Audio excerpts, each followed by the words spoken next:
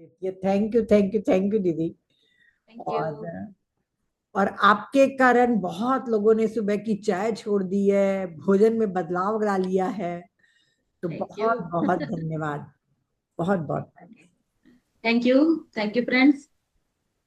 सबसे पहले तो मैं नीता दीदी का बहुत बहुत धन्यवाद करती हूँ कि आप सभी के बीच में सेवा का मुझे मौका दिया। सच बताऊं तो ऐसे तो टाइम निकालना थोड़ा मुश्किल हो जाता है, लेकिन दीदी का फोन आ जाता है तो फिर हो ही जाता है।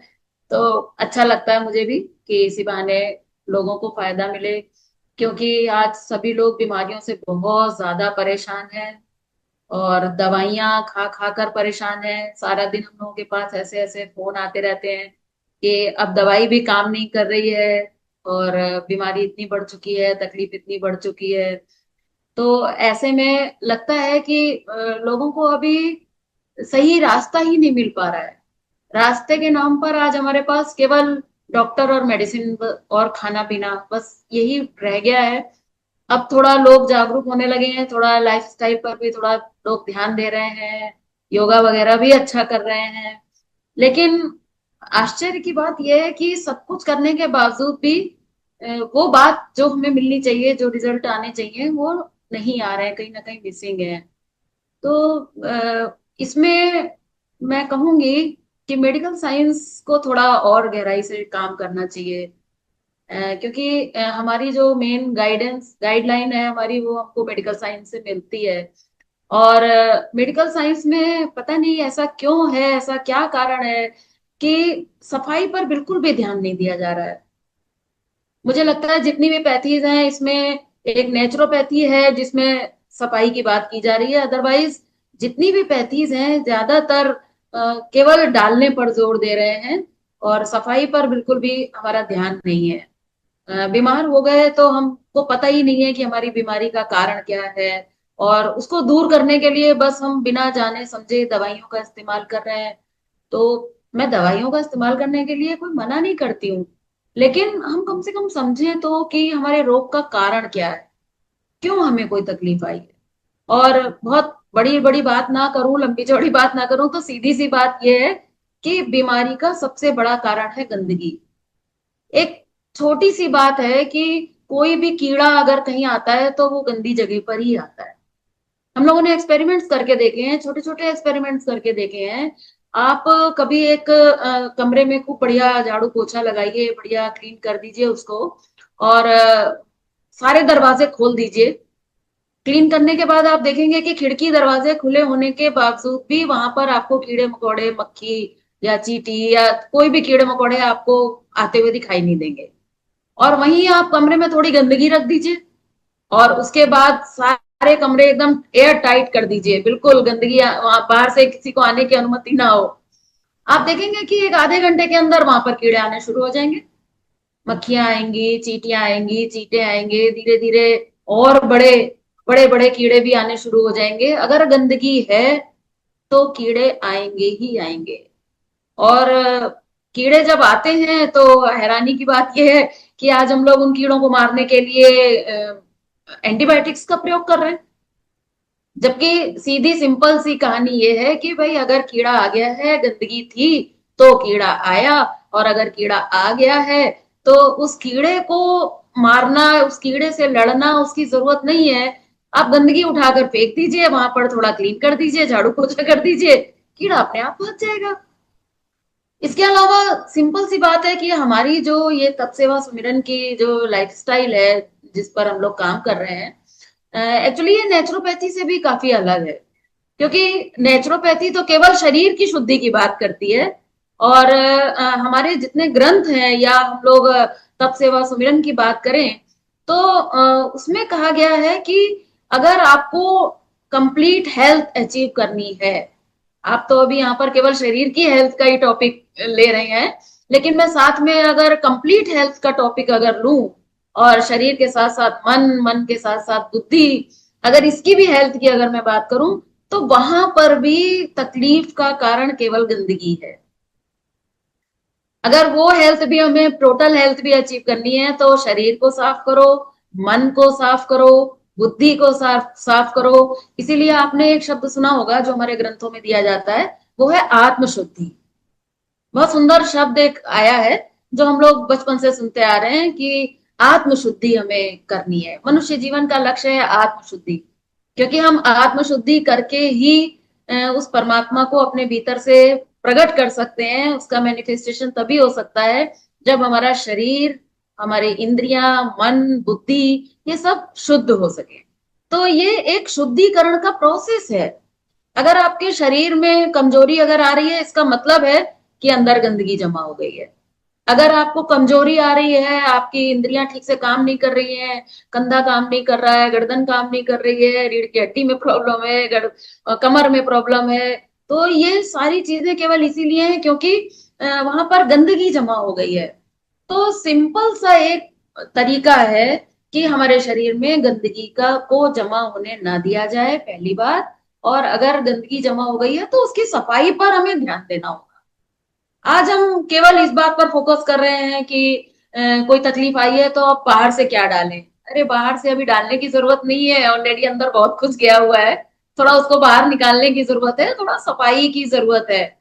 तो उसके लिए आज हम लोग देखते हैं कि कॉन्स्टिपेशन की अगर जैसे आप बात कर रही थी, तो बहुत कठिन परिस्थिति है आज।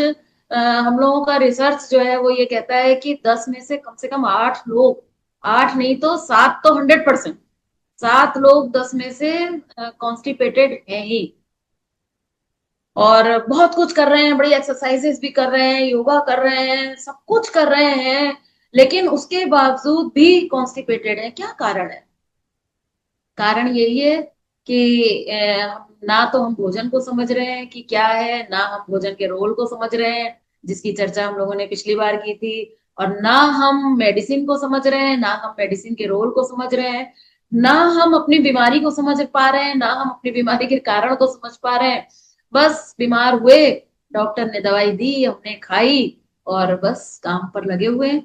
नतीजा ये है कि इतनी गंदगी अंदर जमा हो गई है कि आज जो रिसर्च हुई है, आज जो इस पर काम हुआ है, तो आप ये समझ लीजिए कि ये पाया गया है कि हमारी आंतों में जो मल जमा है, वो उसके अंदर मल इस कदर जमा हो गया है कि वो पूरा सूख कर इतना हार्ड हो गया है कि उसको छेनी हथौड़े से काट कर उसके ऊपर रिसर्च की गई है डेड बॉडीज पर। तो ऐसी स्थिति है। और जब उनको एनालाइज किया गया है ऐसी कोलन्स को, तो उसके अंदर से पूरे पूरे बड़े बड़े कीड़ों के गुच्छे पाए गए हैं। तो अब जहां इतना गंदगी इकट्ठा है, जहां इतने कीटाणु इकट्ठा है, वहां पर बीमारी ना आए ऐसा संभव ही नहीं है। और उस व्यक्ति को कॉन्स्टिपेशन ना हो ये संभव ही नहीं है। इसलिए हम सभी को अभी बहुत ध्यान देने की जरूरत है। हम लोग एक सिंपल सी बात कहते हैं जो कि आयुर्वेद में कही गई है। आयुर्वेद कहता है कि बीमारियों से मुक्ति का अगर सबसे सरल साधन अगर कोई है तो वो है लंघन। कहते हैं लंघन परम औषधम। बहुत सारी औषधि, बहुत सारी पैथी इसमें बताई गई है, लेकिन जो सुपर मेडिसिन है, जो बेस्ट मेडिसिन है, उसको कहा गया है कि लंघनम परम औषधम। अब लंघन का मतलब लोगों ने ये तो समझ लिया, आयुर्वेद ने समझा दिया, हमने समझ लिया कि भाई लंघन का मतलब है उपवास, यानी कि थोड़ा मत खाओ। तो थोड़ा बहुत अब लोग उस पर भी ध्यान देने लग गए हैं कि चलो थोड़ा सोच समझ कर खाया जाए। और जैसा कि मैंने भी पीछे जो भी लेक्चर्स लिए उसमें हम लोगों ने जो खाने पर चर्चा की, तो वो भी हमें चलो कुछ हद तक समझ में आ गया। लेकिन लंघन का जो एक प्रॉपर तरीका जो मैं समझ पाई हूँ, वो ये है कि जब भी शरीर में कोई तकलीफ आए, कोई भी रोग आए, चाहे वो सर्दी जुकाम हो, कॉन्स्टिपेशन हो, या कोई बड़ी बीमारी हो, किडनी की, हार्ट की, जो भी कोई भी बड़ी बीमारी हो, तो सिंपल सा केवल एक काम करना है, डालना बंद कर देना है, जिसको कहा गया लंघन। ये लंघन का पार्ट 1 है कि थोड़ा डालना कम करो या कंट्रोल करो, या हैवी चीजों को थोड़ा मत डालो, थोड़ा लाइट चीजों को डालो। तो ये लंघन का पहला पार्ट है। और इसका जो दूसरा पार्ट है वो ये है कि बॉडी के अंदर जितने भी सफाई के रास्ते हैं इनको खोल दो। ये लंघन का सेकंड पार्ट है जो मिसिंग है। आयुर्वेद में भी इस पर इतना जोर जोर लोगों ने पता नहीं क्यों नहीं दिया, कहीं ना कहीं मिसिंग है। और हम लोगों ने जब इस पर फोकस किया, इस पर जब रिसर्च किया और देखा कि सफाई के कौन कौन से रास्ते हैं, और सफाई के रास्तों को अगर खोल दिया जाए तो कैसे हम फिर से ठीक हो सकते हैं, कैसे बीमारी को भगाना बहुत आसान है। तो क्या है ये सफाई के 4 रास्ते, आज मैं आपको थोड़ा बताऊंगी। और उससे रिलेटेड जो भी क्रियाएं हैं उनके बारे में भी थोड़ा बताऊंगी। आज लोग कहते हैं कि सफाई की जब हम लोग बात करते हैं, हम लोग अक्सर एनीमा की बात करते हैं। तो लोग एनीमा का बात सुनते ही थोड़ा हेजिटेट करते हैं, उन्हें बुरा लगता है। कई लोग चिढ़ भी जाते हैं कि नहीं, एनीमा की बात आप मत करो। खैर, अभी उसकी भी बात तो हम करेंगे, करनी तो पड़ेगी। लेकिन अभी मैं आपको ये बता रही हूँ कि सफाई के 4 रास्ते कौन से हैं जो हमें कोई भी तकलीफ आने पर उसको खोल देना चाहिए।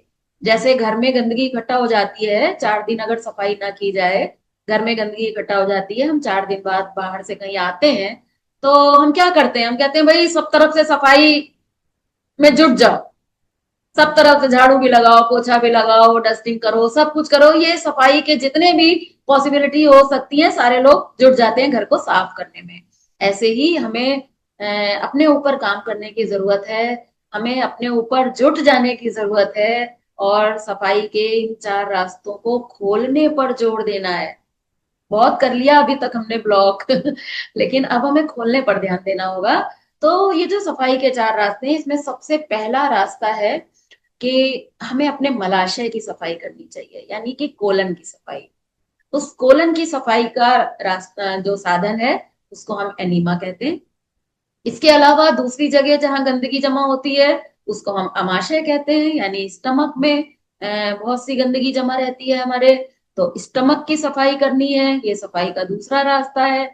उसको साफ करने के लिए जो साधन है, उस साधन को हम लोग वमन कहते हैं। वमन मतलब नॉर्मल उल्टी करना, वोमिटिंग। उसका क्या तरीका है, उसको हमें कैसे करना है।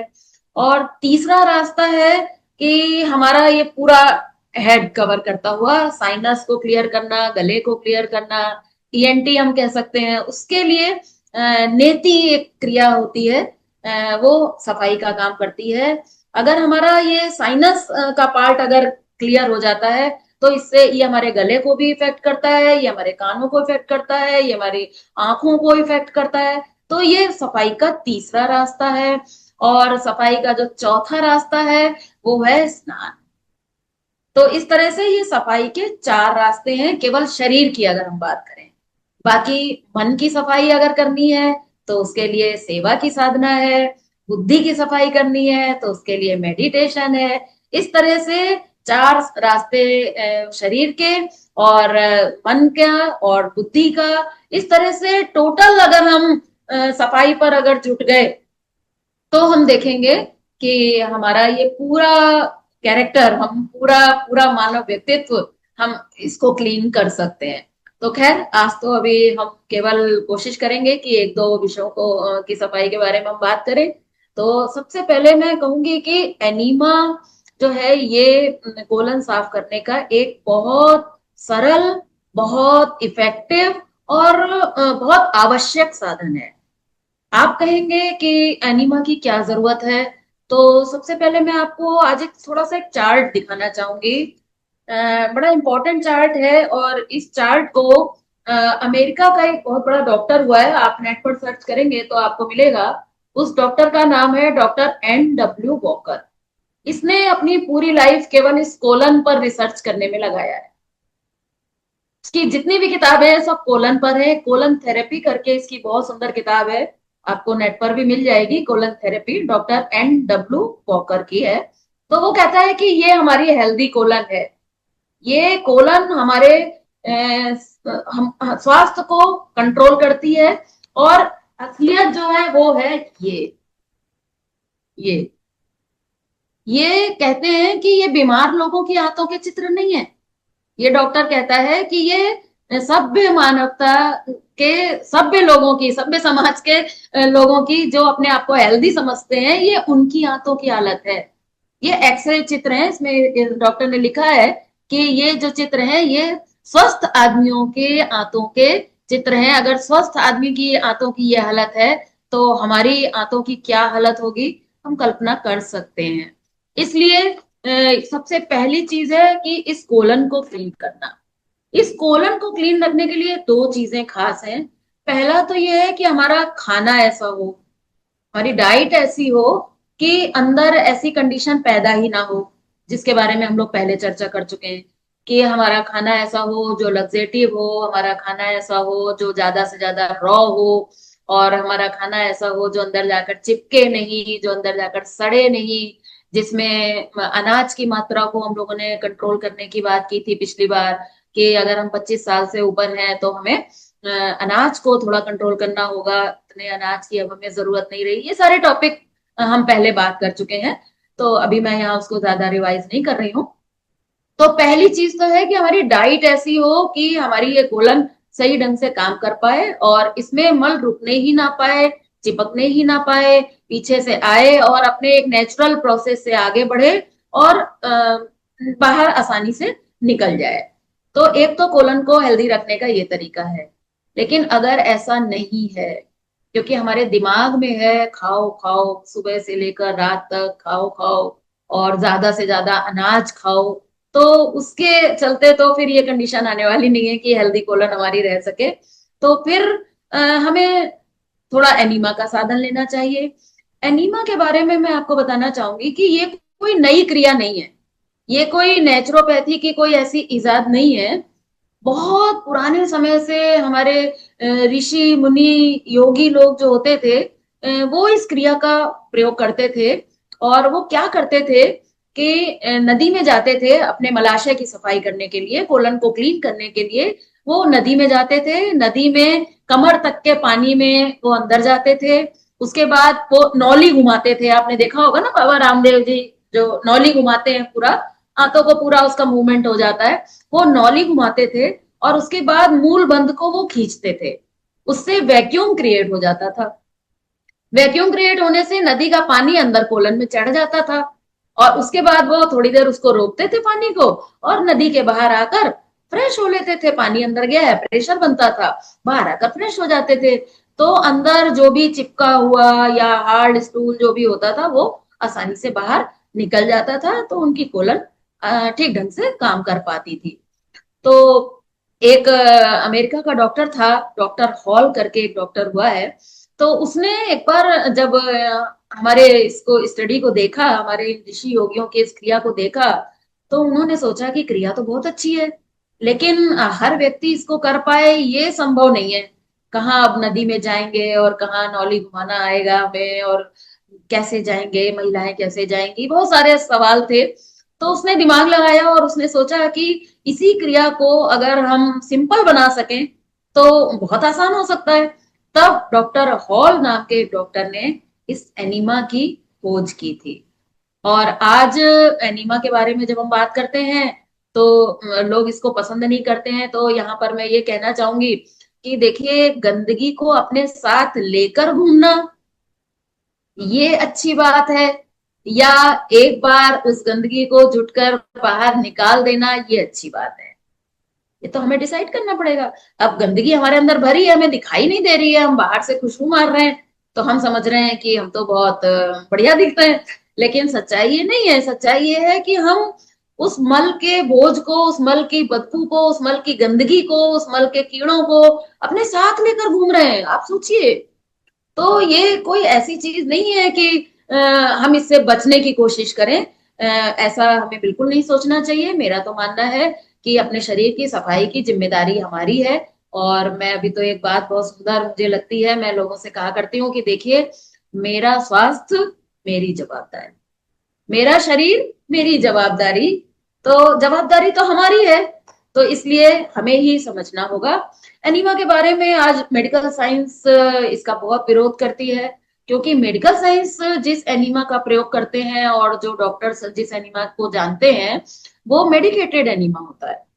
वो नॉर्मल पानी का एनीमा नहीं होता है, वो मेडिकेटेड एनीमा होता है। उसमें बहुत सारे केमिकल्स होते हैं, या ग्लिसरीन होता है, या सोप वगैरह होता है। तो यहाँ पर मैं उस एनीमा की बात नहीं कर रही हूँ, मैं सिंपल उस एनीमा की बात कर रही हूँ जो नेचुरोपैथी में भी लोग इस्तेमाल करते हैं। मैं उस एनीमा की बात कर रही हूँ। और इसलिए अपने दिमाग से हम इस बात को निकाल दें कि इसको लेने में कोई खतरा है। कुछ लोग इसके बारे में ये भी सवाल करते हैं कि क्या ये नेचुरल है, क्या ये हमें लेना चाहिए, क्या ये उचित होगा लेना। तो मैं यहाँ पर आपसे कहना चाहूंगी कि नहीं, ये बिल्कुल नेचुरल नहीं है। नेचुरल तो ये है कि आपने खाया है, अंदर गया है, जो मल बना है उसको नेचुरल तरीके से बाहर निकल जाना चाहिए। तो ये नेचुरल तो ये है। एनीमा नेचुरल नहीं है। लेकिन अगर एनीमा के साधन से अगर अंदर की गंदगी बाहर निकल सकती है, तो थोड़ा अननेचुरल का भी प्रयोग कर लेने में कोई बुराई नहीं है। देखिए, हम जितनी भी मेडिसिन खा रहे हैं ना, वो भी अननेचुरल ही है। बॉडी के लिए कोई भी मेडिसिन फेवरेबल नहीं है, वो नेचुरल नहीं है बॉडी के लिए। तो इसके अलावा अब लोगों को आप देखिए कि पेट साफ नहीं होता है, तो पेट साफ करने के लिए बहुत तरह तरह की आयुर्वेदिक औषधियां, चूरन, लग्जेटिव, तो एलोपैथिक में भी बहुत तरह तरह के लग्जेटिव ऐसी मेडिसिन आ गई हैं, तो लोग उसका इस्तेमाल करते हैं। तो अगर मजबूरी है, आप करते हैं, तो मैं कुछ नहीं कहना चाहूंगी। लेकिन फिर भी मैं यहाँ आपको ये बताना चाहूंगी कि जितने भी तरह के आज चूरन हम यूज करते हैं साफ करने के लिए, पेट की गंदगी को साफ करने के लिए, तो देखिए, जो चूरन है वो मुंह से डाले जाते हैं, मुंह के माध्यम से अंदर जाते हैं, पूरे हमारे डाइजेस्टिव ट्रैक को इफेक्ट डालते हैं। पूरा प्रोसेस होते होते तब जाकर वो कोलन में पहुंचते हैं, फिर कोलन में उसका प्रभाव पड़ता है, तब जाकर वो नीचे से उसकी सफाई हो पाती है। यानी कि नीचे की सफाई हमें करनी थी, लेकिन हमने ऊपर से लेकर नीचे तक अपनी पूरी बॉडी को डिस्टर्ब किया। इसके अलावा एक बात आपने और देखी होगी कि जितना भी हम कोई चूरन वगैरह लेकर जब हम टॉयलेट जाते हैं पेट साफ करने के लिए, तो हमने देखा होगा कि हमें नॉर्मल मोशन नहीं आता, हमें लूज मोशन आता। जो मोशन लोगों को इतना कॉन्स्टिपेशन था, हार्ड मोशन होता था उनको, जब ये चूरन लेते हैं तो इन्हें हार्ड मोशन नहीं होता, फिर इन्हें लूज मोशन होता है। यानी कि ये जितने भी चूरन है, इसमें नमक की मात्रा इतनी ज्यादा होती है कि उसको डाइजेस्ट करने के लिए बॉडी के पानी को खींचना पड़ता है। बॉडी के पानी को खींचा जाता है और फिर उस मल का घोल तैयार करके और इसको बाहर निकाला जाता है। इसीलिए आपने देखा होगा कि ऐसे चूरन खाने के बाद जब हम सवेरे टॉयलेट जाते हैं, तो टॉयलेट से आने के बाद हमें बड़ी कमजोरी आ जाती है, हमारे पैरों में दर्द हो रहा होता है, और हमें कभी कभी थोड़ा पैरों में कपकपी सी भी महसूस होती है, बड़ी कमजोरी आती है और आकर हमें फिर वापस लेटना पड़ता है। ऐसे में हमारे शरीर के अंदर पानी की भी कमी हो जाती है। और एक स्टैंडर्ड सेंटेंस में कहती हूँ कि कब्ज के लिए ली गई प्रत्येक दवा, कब्ज के लिए ली गई प्रत्येक दवा स्थायी कब्ज को जन्म देती है। कोई भी चूरन ऐसा नहीं है कि जिसको खाकर आपका कब्ज ठीक हो जाए, ऐसा नहीं है। लेकिन एनीमा के बारे में अगर हम इससे, चूरन से और ऐसी किसी भी लग्जेटिव दवाई से अगर हम इसको कंपेयर करें, तो कई सारी चीजें आपको देखने को मिलेंगी। सबसे पहली चीज तो ये है कि एनीमा जो मैं बता रही हूँ वो सिंपल पानी का एनीमा है। कैसे करना है, क्या है, वो मैं अभी आपको बताऊंगी।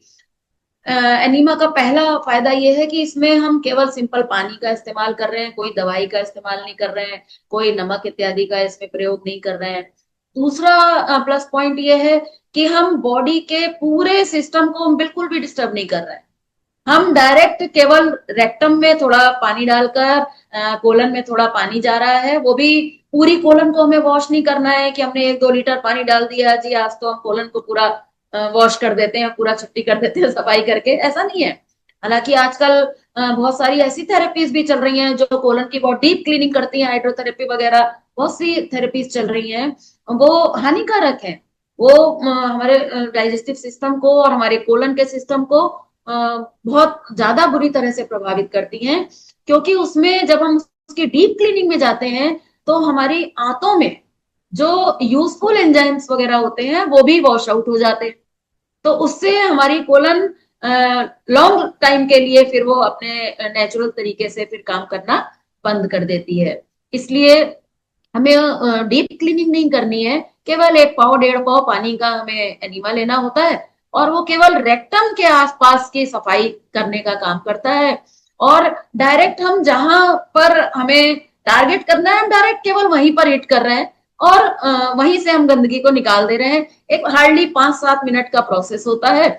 इसलिए मेरे हिसाब से ये बाकी तरीकों से ये बेहतर तरीका है। इसके अलावा साइड इफेक्ट की अगर आप बात करें, तो मेरा ऐसा मानना है कि 99% इसका कोई भी साइड इफेक्ट नहीं है। आप कहेंगे 100% क्यों नहीं, 1% आपने क्यों छोड़ दिया? तो 1% में इसलिए छोड़ दूंगी कि कोई भी अननेचुरल चीज है तो कुछ तो हो सकता है। बाकी मैंने अपने 40 साल के अनुभव में इसका कोई साइड इफेक्ट नहीं देखा। हाँ, अगर दो चार बातों का ध्यान रखा जाए तो वो दो चार बातें क्या हैं वो भी मैं यहाँ पर आपको अभी बता देती हूँ। कि वो दो चार बातें ये हैं कि एनीमा लेने का टाइम क्या है। एनीमा जो है सवेरे लिया जा रहा है कि शाम को लिया जा रहा है? देखिए, एनीमा जो है ये अलग अलग समय पर अलग अलग तरीके से काम करता है।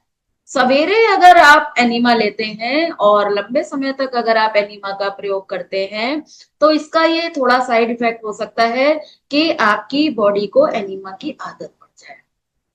इसलिए हम लोग रिकमेंड नहीं करते हैं। हार्डली स्टार्टिंग में अगर आपने हमारा ये डाइट शुरू किया है और हमारे सिस्टम को फॉलो करना अगर शुरू किया है तो हम लोग कहते हैं आप 1 महीना एनिमा ले लीजिए डेली, ताकि एक बार थोड़ा लाइन पर आ जाए, हमारे कोलन का सिस्टम थोड़ा इंप्रूव हो जाए, थोड़ा मैक्सिमम जो भी एसिड्स हैं, गैसेस हैं, या जो सॉलिड मल है या जो कीटाणु है वो सारी चीजें निकल जाए, इसलिए हम लोग कहते हैं। बाकी लंबे समय के लिए हम लोग सवेरे का एनिमा रिकमेंड नहीं करते हैं, क्योंकि बॉडी को नेचुरल कॉल होती है।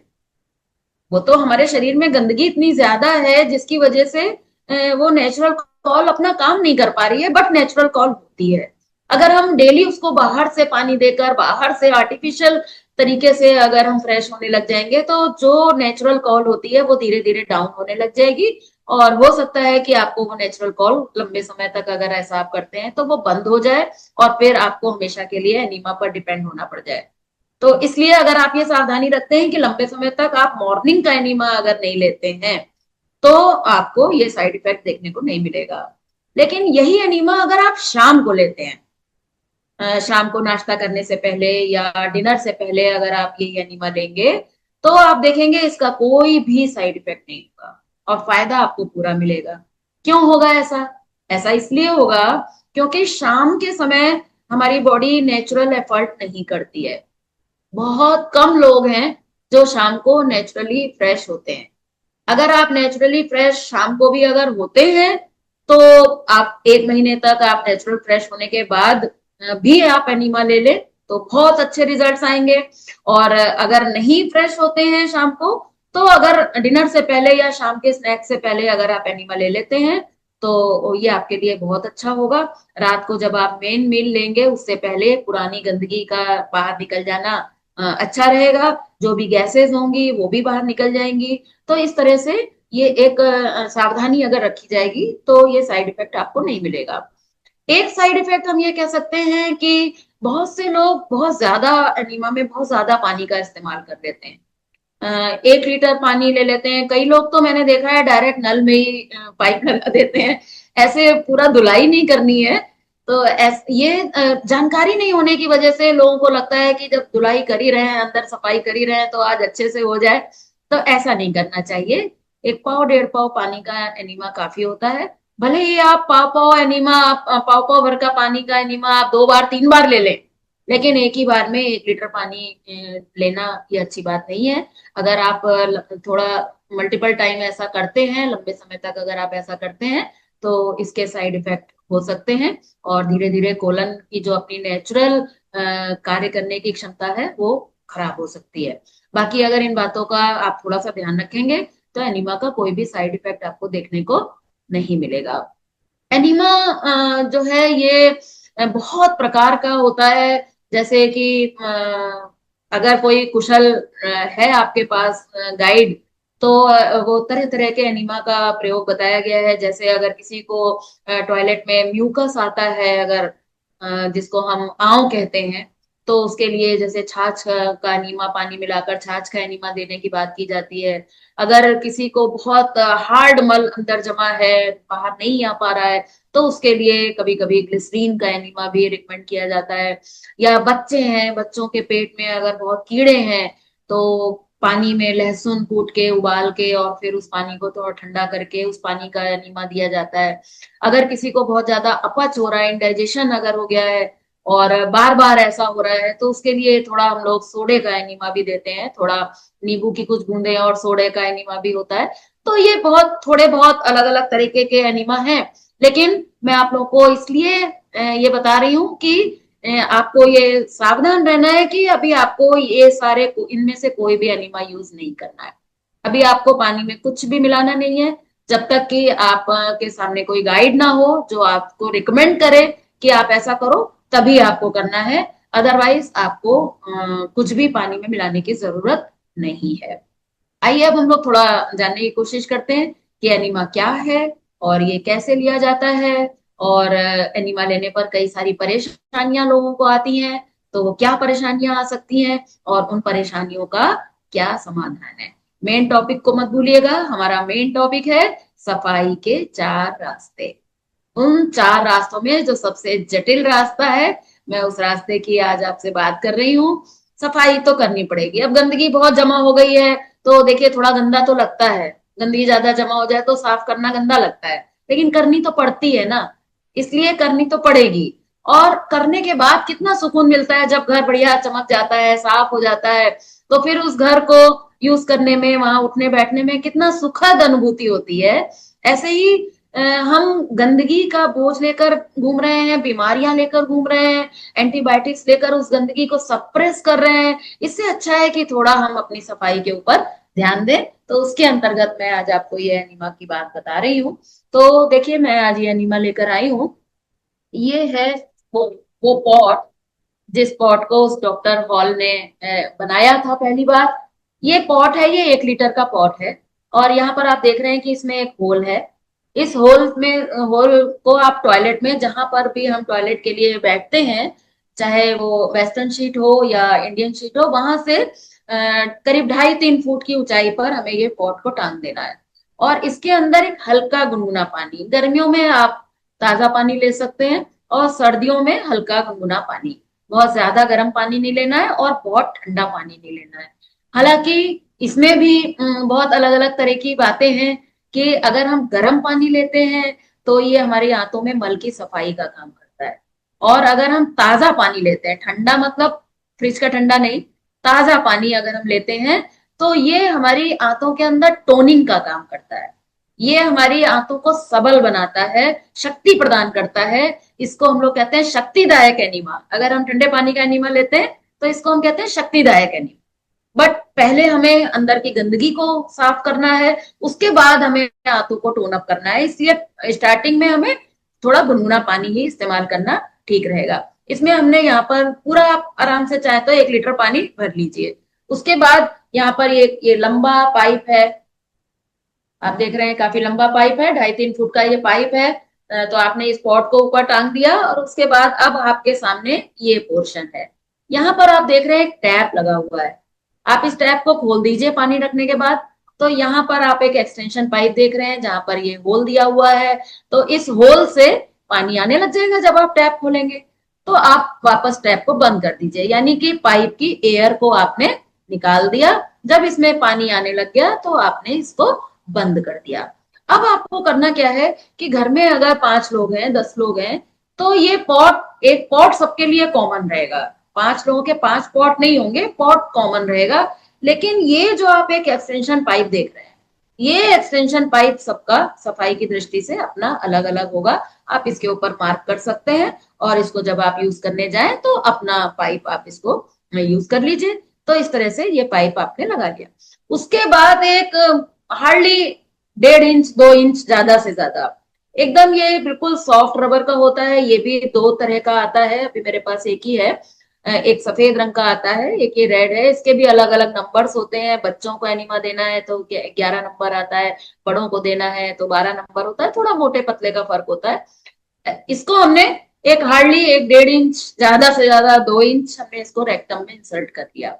अब यहाँ पर सवाल उठता है कि क्या ये करना खतरनाक तो नहीं हो सकता है। देखिए ये बहुत सॉफ्ट है, इसमें कोई प्रॉब्लम नहीं है। आप इसको गीला कर लीजिए, केवल पानी में डिप करके आप लगाएंगे, एकदम इजिली चला जाएगा। फिर भी अगर वहां पर आपको अगर कुछ पाइल्स वगैरह का प्रॉब्लम है, कोई घाव है या कोई भी तकलीफ अगर आपको लग रही है, तो आप इसमें थोड़ा सा कोकोनट ऑयल लगा, मार्केट में जेल वगैरह भी आते हैं, ऐसा कोई भी आप थोड़ा सा एक लुब्रिकेट इसको कर सकते हैं। उसके बाद आपने इतना सा इसको इंसर्ट कर लिया, और इंसर्ट करने के बाद वापस आपने इस टैप को खोल दिया।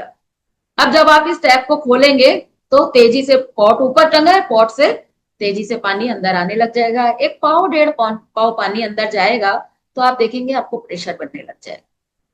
और अगर प्रेशर नहीं भी बन रहा है तो एक पाव डेढ़ पाव पानी के बाद आप वापस टैप को बंद कर दीजिए। 1 लीटर लिया है हमने, लेकिन एक बार में यूज करने की जरूरत नहीं है। पाव डेढ़ पाव पानी हो गया। वैसे नॉर्मल कोर्स में तो इतने पानी के जाने के बाद आपको प्रेशर बन ही जाता है। और अगर नहीं भी बने तो भी आप इसको बंद कर दीजिए, इस पाइप को बाहर निकाल दीजिए, और आप 2-4 मिनट पानी को होल्ड करने की कोशिश करिए। प्रेशर बन रहा है तो कोशिश करिए 2-3 मिनट थोड़ा होल्ड करिए।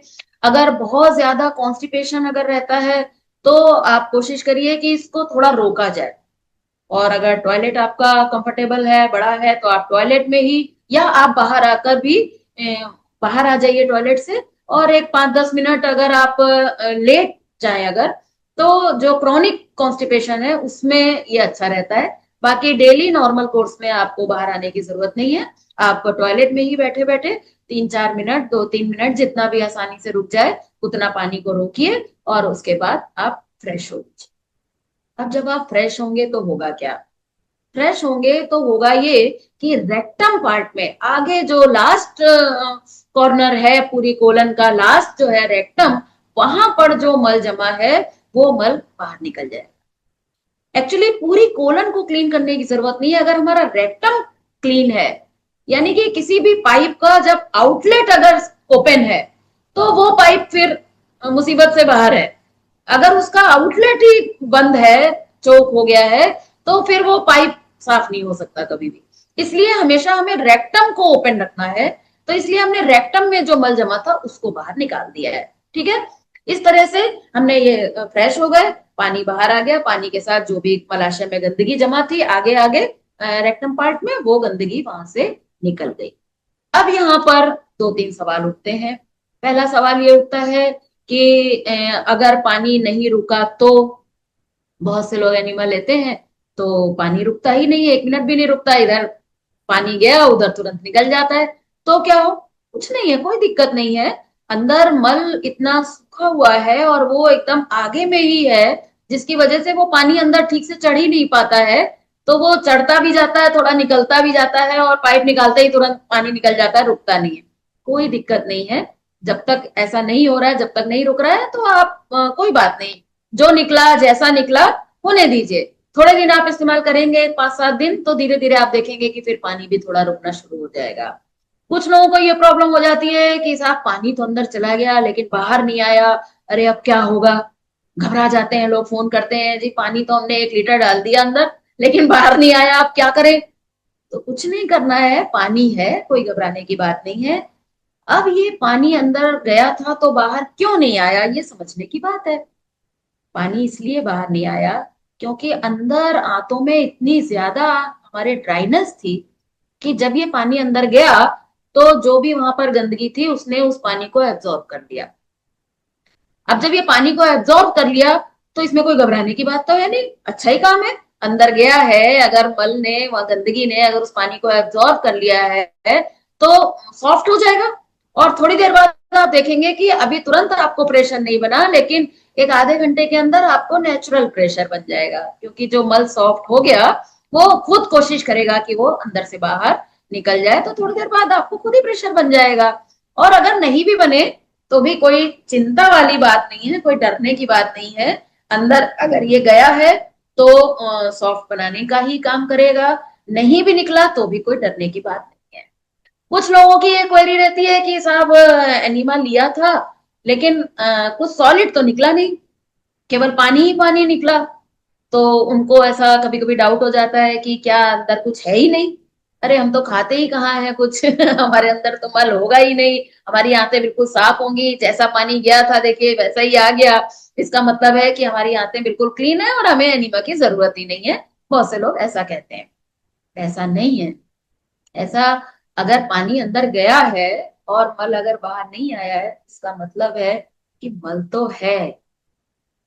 ऐसा तो हो ही नहीं सकता कि मल ना हो, मल तो है। आप देखेंगे कि आप नॉर्मल आपको प्रेशर बनता है, आप नेचुरल फ्रेश होकर आते हैं, आपको ऐसा लगता है कि एकदम सब साफ हो गया। उसके बाद आप अगर एक 10 मिनट बाद ही अगर आप एनिमा ले, तो कभी कभी तो उतना ही फिर से बाहर आता है। अपने आप को हैरानी होती है कि अरे ऐसा कैसे, अभी तो हम फ्रेश होकर आए थे और एनिमा लिया तो वापस इतनी गंदगी अंदर से निकली है। तो ऐसा नहीं है कि मल नहीं है, मल तो है, लेकिन ड्राई है, अभी वो उस पोजीशन में नहीं आ पाया है कि आसानी से बाहर निकल पाए, तो खाली पानी निकल जाता है। तो सवाल ये उठता है कि अगर खाली पानी निकला तो इसका फायदा है कि नुकसान है, इसको क्या क्या समझे हम। तो देखिए, जो पानी निकला है ना, ये साफ तो नहीं निकला है, गंदी जगह पर गया है। तो ये जो पानी निकला है ये साफ नहीं है। तो क्या है फिर इसमें, कुछ दिख तो रहा नहीं है, फिर है क्या? इसके अंदर गैसेज हैं और इसके अंदर एसिड्स, जो पानी के अंदर डिसॉल्व होकर भीतर से बाहर निकले हैं। आप देखेंगे कि एनिमा लेने के बाद आपको बहुत फ्रेशनेस महसूस होगी, अगर कुछ नहीं निकले तो भी। अगर आपको हेडेक हो रहा होगा तो उसमें आराम हो जाएगा, अगर आपको आपका जी मिचला रहा होगा, ऐसा कुछ इंडाइजेशन जैसी फीलिंग हो रही होगी, तो उसमें आपको तुरंत फायदा मिलेगा। अगर आपके पेट में दर्द हो रहा हो, कहीं भी बॉडी में हार्डनेस हो रही हो, खिंचाव हो रहा हो, दर्द हो रहा हो, तो गैसेस रिलीज हो जाने की वजह से, एसिड्स रिलीज हो जाने की वजह से आपको एकदम से चुस्ती, फुर्ती और दर्द में कमी आपको महसूस होगी, अगर कुछ भी नहीं निकला तो भी। तो ये इतना, इसका ये फायदा है कि एनीमा हमें लेना ही चाहिए। इसके अलावा एनीमा के बारे में जो खास बात और समझने की है, वो ये है कि एनीमा जो है, ये पुराने मल को निकालने का काम। जो लोग ये कहते हैं कि हम तो फ्रेश होते हैं रोज, या मान लो हम तो दोनों टाइम भी फ्रेश होते हैं, तो हमें तो कभी भी एनीमा की जरूरत नहीं होगी। सोच सकते हैं ना हम ऐसा कि जिनको कॉन्स्टिपेशन है शायद उन्हीं के लिए एनीमा अच्छा रहेगा। हमें तो 2 टाइम होते हैं फ्रेश, तो बिल्कुल ही लेने की जरूरत नहीं है, और एक टाइम भी होते हैं तो भी ठीक है, क्या जरूरत है एनीमा लेने की। मैं आपको बता दूं कि एनीमा जो है ये हमारे पुराने मल को निकालने का काम करता है। क्योंकि जो नॉर्मल हम जो डेली फ्रेश होने जाते हैं, ये डेली का मल निकलता है, और उस डेली की गंदगी का भी 100% पार्ट नहीं निकल पाता है। थोड़ा थोड़ा थोड़ा थोड़ा डेली अंदर ही रह जाता है, और वो डिपॉजिट होता रहता है, और वो पुराना होता रहता है, काला हो जाता है, सड़ जाता है। तो ये एनीमा जो है, ये इस मल को निकालने का काम करता है। इसलिए एनीमा सभी के लिए फायदेमंद रहेगा। कुछ दिन तो इसको रेगुलर ले लेना चाहिए, और बाकी फिर अगर सवेरे नॉर्मल मोशन होता है तो आपको नहीं लेना है, और अगर नॉर्मल मोशन नहीं होता है तो ले ही लेना अच्छा रहेगा। और बहुत से लोग जैसे कहते हैं कि अच्छी अच्छी आदत नहीं होगी, तो हम कहते हैं ये कोई ऐसी चीज नहीं है। अब बचपन से हम छोटे थे, हमें कुल्ला करना सिखाया गया, हमें ब्रश करना सिखाया गया, हम मुंह में पानी डालते हैं, थोड़ा कुल्ला किया और पानी बाहर निकाल दिया, तो हमें मुंह फ्रेश हो जाता है, अच्छा लगता है। तो ऐसे ही कोलन में भी थोड़ा पानी डालकर निकाल दिया, तो इसमें क्या ही बुरा हो सकता है, मुझे तो नहीं ऐसा कुछ लगता है। थोड़ा फ्रेशनेस ही लगेगी, इसलिए ऐसी कोई बात नहीं है। तो पुराना मल निकालने के लिए अगर हम समय समय पर थोड़ा एनिमा का प्रयोग करते रहेंगे, और ये पुराना मल भी साथ साथ थोड़ा थोड़ा निकलता रहेगा, तो वर्स्ट कंडीशन आने से बच जाएगी। और अभी आप सोच भी नहीं सकते हैं कि आप कितनी बीमारियों से बच सकते हैं। भविष्य में आने वाली बीमारियां जो हमें नहीं मालूम है हमारी बॉडी के अंदर क्या चल रहा है, आप उससे भी बच सकते हैं अगर ये पुराना मल, क्योंकि ये पुराना मल हमें ज्यादा बीमारी पैदा करने वाला होता है, क्योंकि वो ज्यादा सड़ा हुआ होता है, क्योंकि उसमें ज्यादा गैसेस अंदर दबी हुई होती हैं, वो बहुत एसिडिक होता है, और वो बहुत हार्ड होता है, जिसके कारण वो फ्रेश मल को भी रोकने का काम करता है। इसलिए हमें पुराने मल की सफाई करना बहुत जरूरी है। इसलिए एनीमा से बिल्कुल भी घबराने की जरूरत नहीं है। मैं तो चाहूंगी कि सभी लोग कम से कम सीख तो लें, करके एक बार देखें तो सही।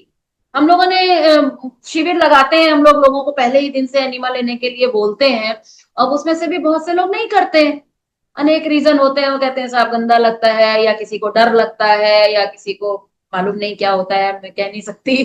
बट वो बहुत से बहाने बनाते हैं, पर एनिमा नहीं लेते हैं। और हमारे यहाँ तो हम लोग तो शिविर में थोड़ी सख्ती भी करते हैं, क्योंकि फायदा देना होता है। तो लोगों से एक एक से पर्सनली पूछते हैं आपने एनिमा लिया या नहीं। और जब ऐसे लोग जो नहीं लेना पसंद करते थे, और जब फोर्स करने पर जब वो लेते हैं, तब वो कहते हैं कि हमने इतना सारा टाइम वेस्ट क्यों कर दिया। हमने अभी तक क्यों नहीं लिया था? हमें तो पता ही नहीं था कि एनिमा लेने के बाद इतना अच्छा लगता है। सच बताऊं तो हम लोग एनिमा को अपना फैमिली डॉक्टर कहते हैं। क्यों कहते हैं फैमिली डॉक्टर? क्योंकि कोई भी बॉडी में कहीं भी कोई भी तकलीफ हो, सर्दी हो, जुकाम हो, सर दर्द हो, कुछ भी हो, कोई भी तकलीफ हो, उसमें सबसे पहला काम आपको करना है सफाई के चार रास्ते खोलने हैं। और उसमें सबसे बड़ा, सबसे इंपॉर्टेंट, सबसे गंदा यही रास्ता है जिसको हमें सबसे पहले खोलना चाहिए। और वो अपने खोलना हमारे हाथ में नहीं है, अपने आप तो प्रेशर बन जाए ये हमारे हाथ में नहीं है। तो उसके लिए फिर ये एनीमा का साधन है। हमारे यहाँ तो छोटे छोटे से बच्चे बच्चे भी एनिमा ले लेते हैं, अपने आप ले लेते हैं, टॉयलेट में उनको पॉट भर के दे देते हैं, बच्चे खुद लगा लेते हैं। 5-6 साल के बच्चे अपने आप एनिमा कर लेते हैं, इसमें कोई डरने की बात नहीं है।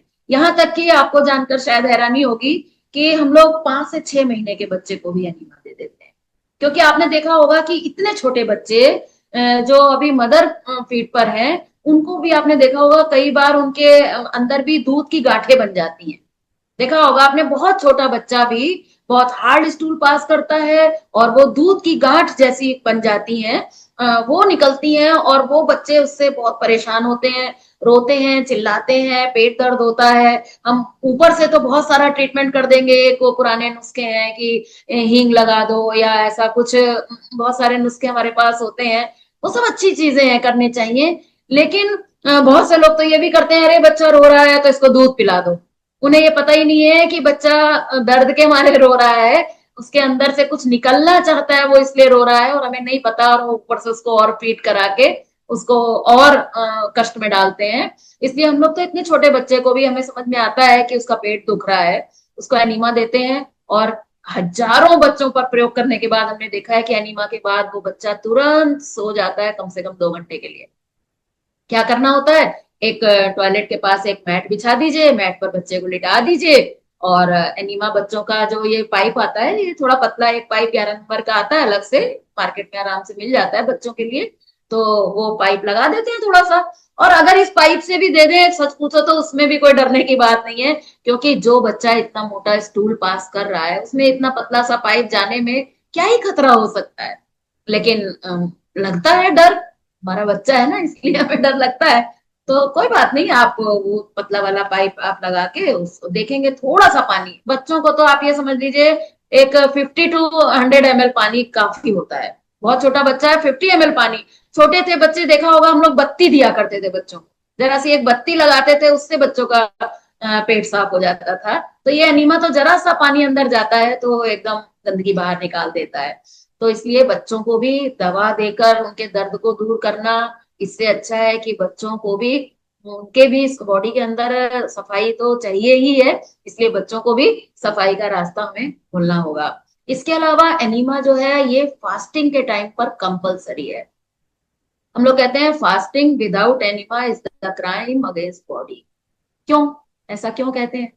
क्योंकि फास्टिंग, खास तौर से जब हम जूस पर या पानी पर फास्टिंग करते हैं, अगर हम कुछ खा पी कर अगर हम कुक्ड ले रहे हैं तो एक बार को फिर भी अवॉइड किया जा सकता है, हालांकि करना नहीं चाहिए, लेकिन फिर भी अवॉइड कर सकते हैं आप। लेकिन अगर आप रॉ ईटिंग पर हैं फास्टिंग में, या आप कोई जूस फास्टिंग कर रहे हैं, फ्रूट्स पर हैं, या आप पानी पर हम लोग फास्ट करते हैं नवरात्रि में, उस टाइम पर एनीमा कंपलसरी है। क्यों? ऐसा इसलिए है कि जब भी हम फास्ट करते हैं, फास्टिंग में सबसे पहला काम होता है कि मल टूटना शुरू हो जाता है। अब आंतों के अंदर जो मल है वो टूटा, अब टूटा तो उसको बाहर निकलना चाहिए। लेकिन हमारी आंतें अभी इतनी सशक्त नहीं है कि उस टूटे हुए मल को बाहर फेंक दें नेचुरल तरीके से, वो उतनी पावरफुल नहीं है, खराब हो चुकी है। तो मल फास्टिंग में टूटा, और उस टूटे हुए मल को अगर हमने बाहर नहीं निकाला तो थोड़े टाइम के बाद, कुछ घंटों के बाद, सवेरे टूटा तो शाम तक, शाम को टूटा तो सवेरे तक, वो वापस फिर वहीं जाकर डिपॉजिट हो जाएगा, वहीं जाकर चिपक जाएगा। फास्टिंग का आपको कोई फायदा ही नहीं मिलेगा।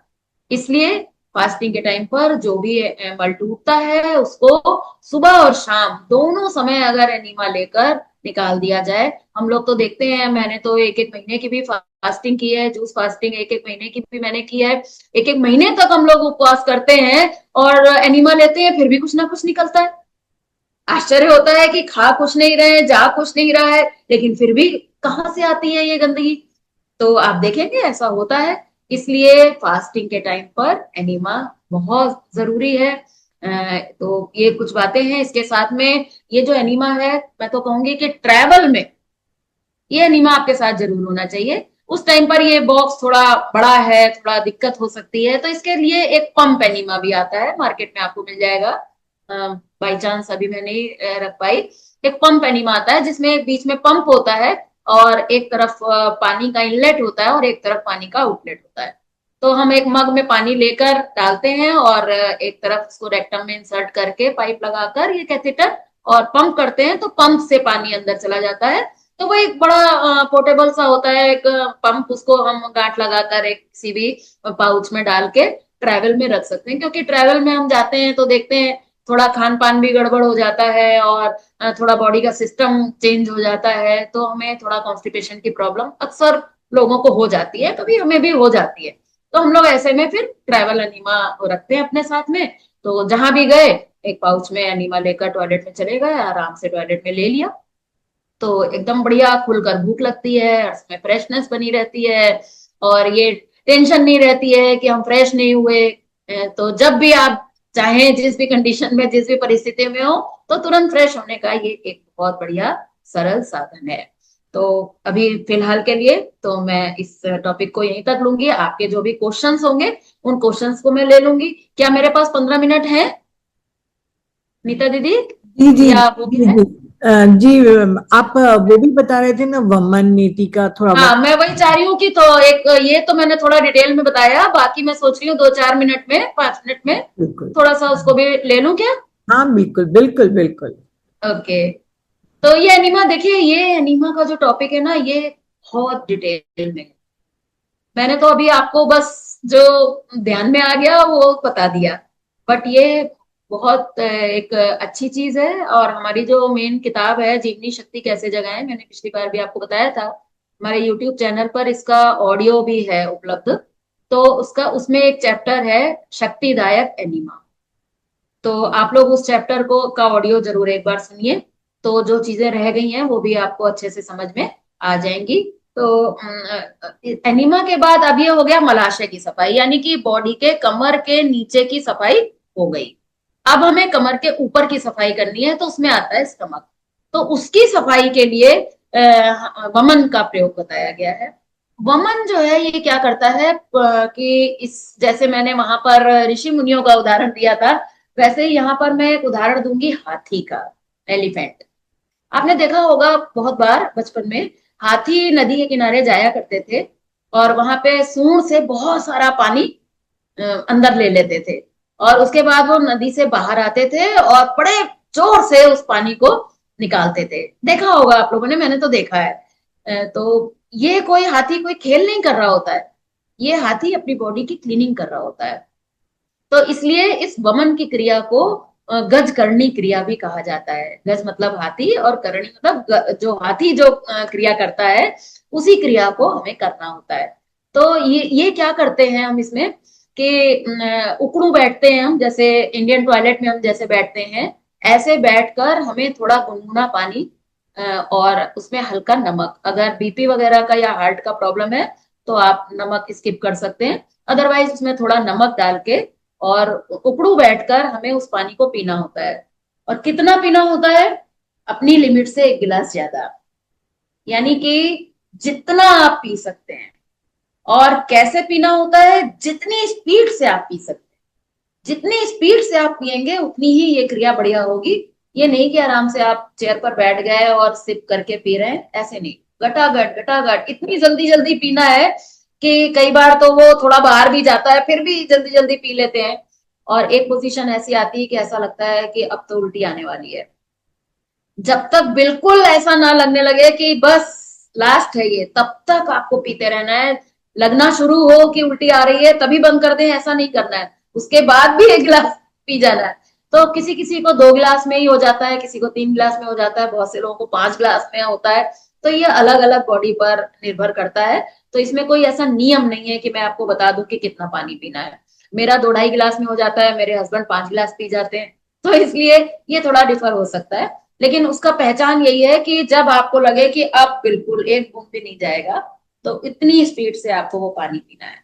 पीने के बाद तुरंत आपको वेट नहीं करना है, नीमा की तरह रुकना नहीं है, तुरंत आपको 90 डिग्री आगे झुकना है, अपना लेफ्ट हैंड अपने स्टमक पर थोड़ा रखना है, हल्का सा उसको प्रेस करना है, और उसके बाद अपने मुंह की 2 उंगलियों को जरा सा बस, जैसे उल्टी करने के लिए करते हैं ना, जीभ बाहर निकाल के, ऐसे बस 2 उंगली जैसे ही आप टच करेंगे, तो आप देखेंगे एकदम फोर्स के साथ वो सारा पानी बाहर आने लग जाएगा।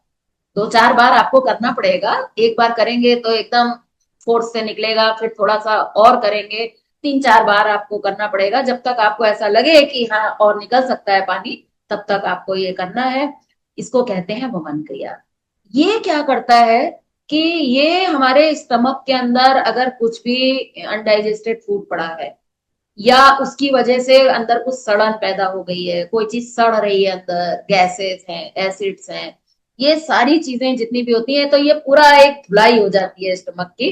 तो बहुत बढ़िया, ये बहुत फायदे की चीज है। और आपको जानकर हैरानी होगी कि इससे हमारी आंखों की रोशनी तक बढ़ सकती है। ये इतनी बढ़िया चीज है। पेट के लिए तो है ही, बट ये हमारी मतलब बॉडी के बहुत चीजों को प्रभावित करती है। और बॉडी में कभी हार्डनेस आपको महसूस हो रही हो, या बुखार हो, या जैसे कोविड टाइम था तो हम लोगों ने अपने सारे साथियों को बोल दिया था कि ये तो करना ही करना है, क्योंकि कोविड का जो वायरस था वो गले में ये टकता था। तो इसलिए वमन जब हम कर देते हैं तो ये पूरा ट्रैक जहां पर जो भी कफ रहता है, कितने लोगों को मैंने देखा है इतना इतना कफ निकलता है, हम लोग का तो खान पान ऐसा है कि क्लीन वाटर निकल जाता है। लेकिन फास्टिंग के टाइम पर हम लोग देखते हैं, जब हम लोग पानी पर फास्ट करते हैं, तब जब हम उल्टी करते हैं तो उसमें कभी ग्रीन तो कभी येलोइश पानी निकलता है। यानी कि तो जो भी अंदर पित्त बना हुआ है वो पित्त वगैरह सब आसानी से निकल जाता है, आपको बहुत फ्रेशनेस महसूस होती है। तो ये कहलाता है अमाशय की सफाई। उसके बाद एक कहलाता है नेति। नेति क्रिया है, ये हमारे इधर के ये ऊपर के पूरे पार्ट को कंट्रोल करती है सफाई के लिए। तो इसके लिए क्या करते हैं, इसका एक नेति का एक पॉट आता है, जैसे वो अपना एक करवा चौथ का लोटा होता है ना, जिसमें एक वो पाइप बना रहता है, सेम समझ लीजिए ऐसा ही होता है, प्लास्टिक का आता है, अलग अलग डिजाइन के मार्केट में आपको मिल जाएंगे। तो उसमें हम यही जैसा पानी हमने वमन में लिया है वैसा ही पानी ले लेते हैं, हल्का गुनगुना, हल्का सा उसमें नमक डाल के, और उसके बाद हम उस पाइप को यहाँ पर लगा देते हैं नाक पर। वो इसी इतने ही साइज का होता है, उसका जो आउटलेट होता है वो ऐसा ही होता है। उसको हम लगाते हैं और फिर किसी भी एक तरफ झुकते हैं। झुकते हैं तो वो पानी अंदर जाने लगता है, और ये पानी अंदर जाकर और दूसरी तरफ से निकलता है। अब अगर वो ठीक नहीं निकल रहा, आपको लगा अरे ये जा तो रहा है फिर निकल क्यों नहीं रहा है, तो थोड़ा सा हमें सिर को थोड़ा आगे पीछे दाएं बाएं करना होता है, एक एंगल ऐसा बन जाता है तुरंत कि वो पानी जितना इधर से जा रहा है उतना का उतना वापस दूसरी तरफ से निकलता है। एक बार आप ऐसे कर लीजिए और एक बार दूसरी तरफ से कर लीजिए। तो उससे क्या होता है कि इस पूरे पार्ट में जो भी हमें सांस लेने में तकलीफ है, या साइनस में कोई तकलीफ है, टॉन्सिल्स हैं, इन सारी चीजों के लिए ये बहुत ही फायदेमंद है। तो ये कभी कभी हमें कर लेना चाहिए, फास्टिंग के टाइम पर तो जरूर कर लेना चाहिए। और जब भी आपको लग रहा है कि शरीर में कुछ तकलीफ हो रही है या कोई बीमारी आ रही है, तो ये रास्ते हमें खोल ही देने चाहिए, हमें नहीं पता होता है कि क्या है। यहाँ पर मैं एक आपको छोटी सी घटना, टाइम तो हो रहा है पर मैं एक छोटी सी घटना बताऊंगी। एक लखनऊ के हमारे एक साधक थे, तो उनको डॉक्टर ने बोला था कि आपके नाक में यहाँ पर हड्डी बढ़ी है, तो बहुत ज्यादा बड़ी है, तो ऑपरेट कराना पड़ेगा। तो उन्होंने ऑपरेट करवाया नहीं, ये इस तरह से चलता रहा, करीब 15 साल हो गए उनको। 15 साल के बाद वो एक बार यहाँ आए, और यहाँ पर उन्होंने ये नेति की क्रिया की। नेति की उन्होंने क्रिया की तो इतना लंबा उनकी नाक से निकल कर गिरा। अब वो तो घबरा गए, वो समझे कि डॉक्टर ने तो कहा था कि हड्डी बढ़ गई है, तो क्या हड्डी टूट कर निकल पड़ी क्या। एक्चुअली वो कुछ भी नहीं था, थोड़ा थोड़ा थोड़ा थोड़ा वॉल्स पर, यहाँ पर साइनस की झिल्ली के ऊपर कफ डिपॉजिट हो गया था। और वो कफ डिपॉजिट होते होते इतना हार्ड हो गया था कि डॉक्टर को वो हड्डी बढ़ी हुई दिखाई दे रही थी। वो हड्डी नहीं थी, वो कफ ही सॉलिड होकर ऐसा यहाँ पर, यहाँ से यहाँ तक पूरा चिपक गया था। और वो जब पानी अंदर से वो गया, गुनगुना पानी और नमक वाला, वो बाहर निकल गया। वो इतने खुश हुए कि मेरी 15, बोले मुझे अब समझ में आ रहा है कि मैं सांस ले पा रहा हूँ, मेरे को सांस ही लेनी नहीं आती थी। तो ये सफाई के ये रास्ते हैं। और जो चौथा रास्ता है उसके बारे में तो वैसे तो कहने को बहुत कुछ है, पर फिलहाल अभी नहीं कहूंगी। और चौथा रास्ता है ये रोम छिद्र हमारी पूरी बॉडी में, यहां से हमें पूरे सारे रास्तों को खोल देना होगा, कि सारे रोम छिद्रों को खोलना होगा। और उसके लिए जो है वो है स्नान। सच्चाई तो ये है कि हम स्नान करते जरूर हैं, लेकिन हमें स्नान करना नहीं आता है प्रॉपर तरीके से। कैसे हमें नहाना चाहिए, हम बढ़िया बढ़िया बॉडी वॉश और ये सब तो लगा लेते हैं, लेकिन हमें ऐसे रगड़ के नहाना होगा कि हमारे एक एक रोम छिद्र जो है वो खुल जाए। और ऐसे रगड़ के पोंछना होगा। आजकल तो ऐसे ऐसे टॉवेल आते हैं, बस थपथपा के पोंछ लीजिए। रगड़ के थोड़ा पोंछना होगा। और हमारे शास्त्रों में लिखा है कि नहाने के बाद पूरी बॉडी को हमें वार्म अप करना चाहिए, ताकि हमारा ब्लड सर्कुलेशन बहुत अच्छा हो जाए।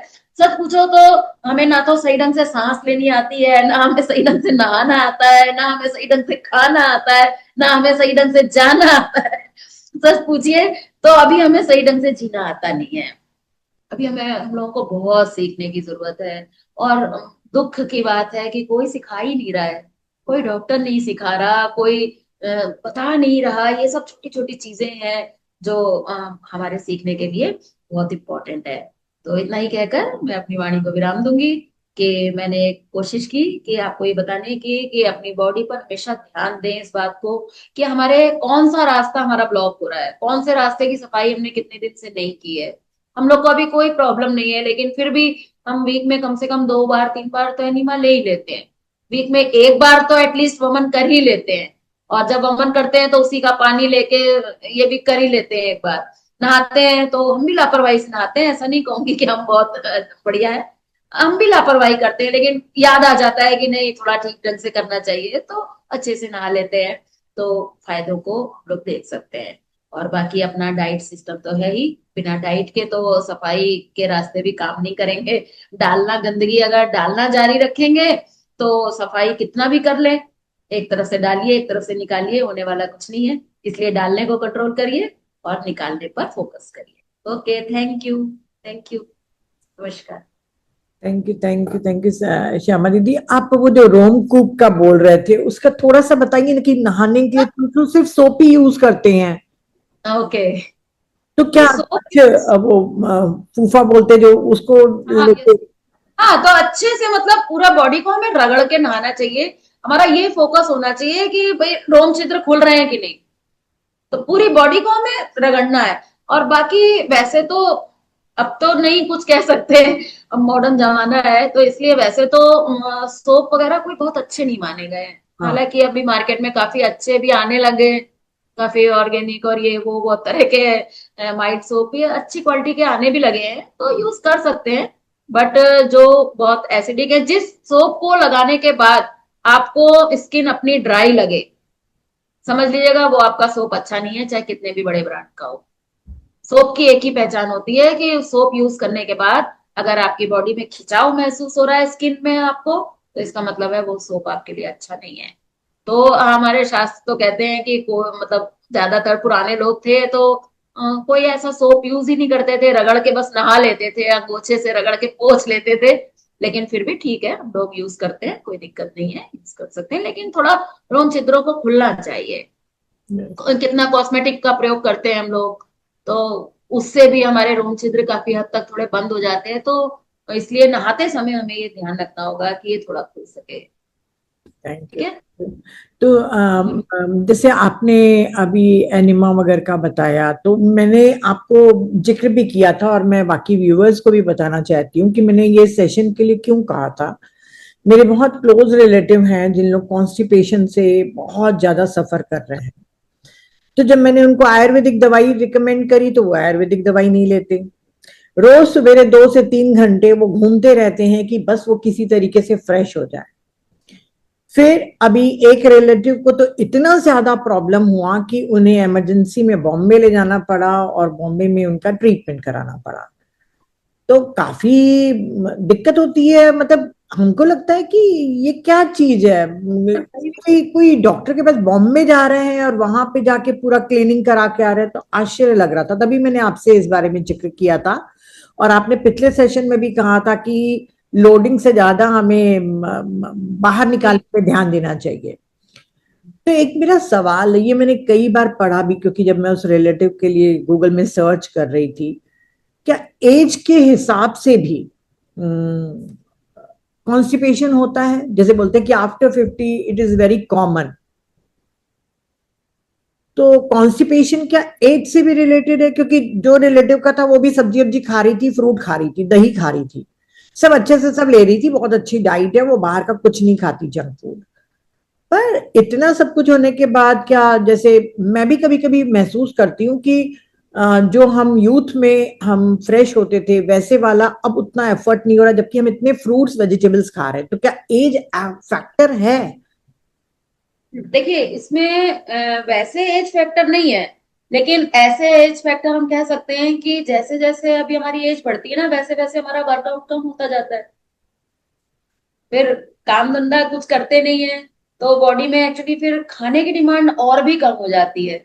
जबकि होता यह है कि अभी रिटायरमेंट के बाद लोगों की डाइट तो वैसे ही कंटिन्यू रहती है पहले जैसी, और श्रम जो है वो मेहनत या काम धंधा बिल्कुल नहीं रहता, तो उसकी वजह से भी हमारी आंतें जो है वो सुस्त पड़ जाती हैं। इसलिए इस दृष्टि से हम कह सकते हैं कि एज फैक्टर है।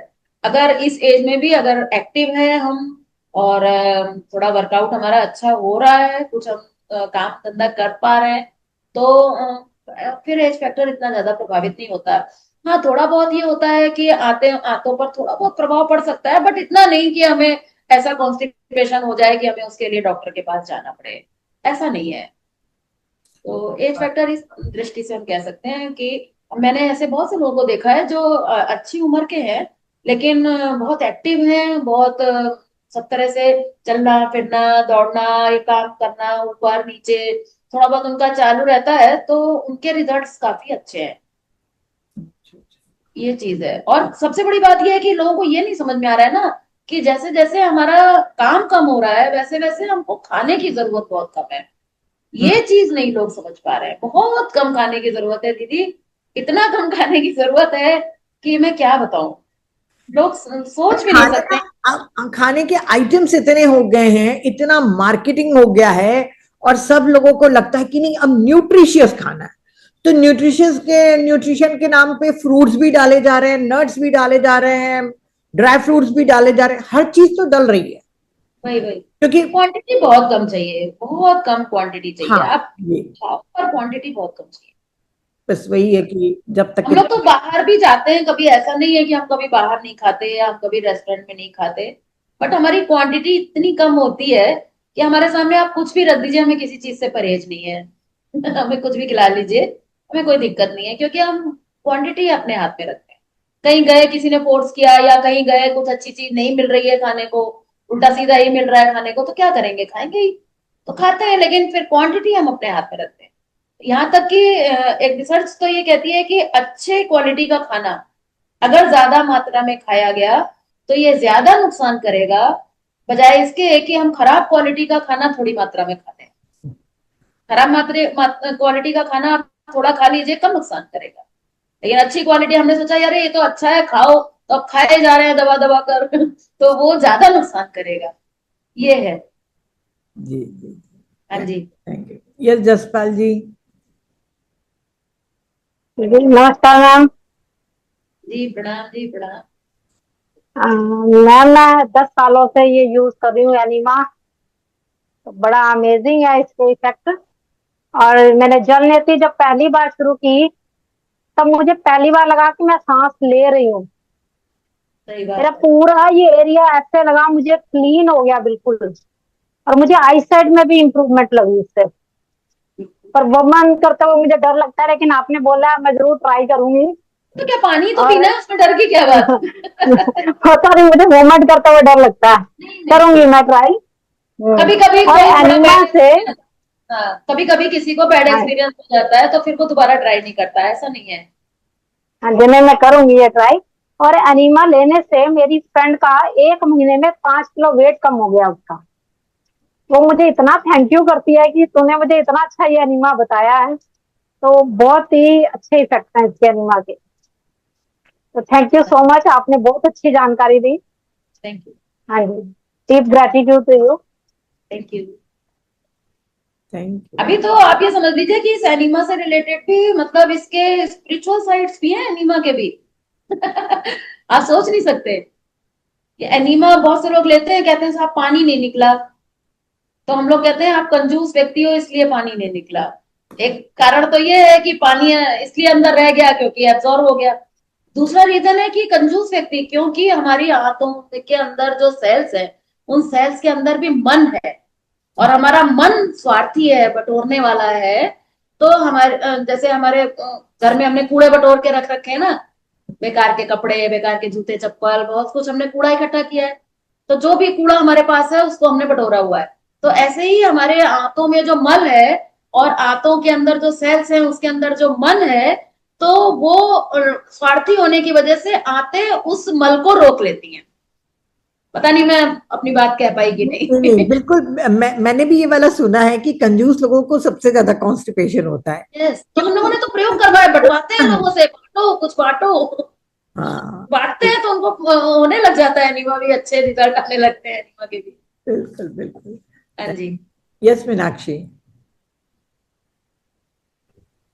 नमस्कार शाबा दीदी। क्या, बहुत कैसे ही हैं अच्छा आप? लगा आपसे वापस से आपका सेशन सुनकर, और बहुत वैल्यूएबल इंफॉर्मेशन आपने दी, so thank you so much. पहले तो डीप ग्रैटिट्यूड टू यू। तो मैंने पर्सनली एक्चुअली वमन एक बार ट्राई करा, एक नहीं एक दो बार करा हुआ है। बहुत पहले जब छोटे थे तो किसी उसमें गए थे सेशन में, वहां पे करा था। और नेति एक बार मैंने एक आश्रम में जाके सीखी, बट उसमें क्या हुआ ना, मेरा बहुत हेडेक, उसके बाद बहुत तेज हेडेक 2 दिन तक रहा। फिर मैंने सर्च किया तो पता चला वो पूरा पानी अगर नहीं निकलेगा, वो एक प्रोसेस नहीं करेंगे तो होगा।